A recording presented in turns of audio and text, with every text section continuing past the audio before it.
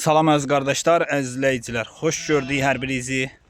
Əziz qardaşlar, buyurun baxın, bax belə 50 baş birinci qarına tatallar cinsi damazlıq dişi toğullar satılır. Heyvanlar da maşallah olsun göz qabağında da görürsünüz. Durna kimi heyvanlar. Görürsünüz da bunlar.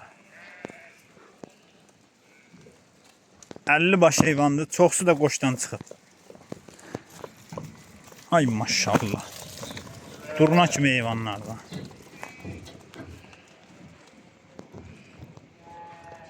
Kim almaq istəsə əlaqə saxlaya bilər.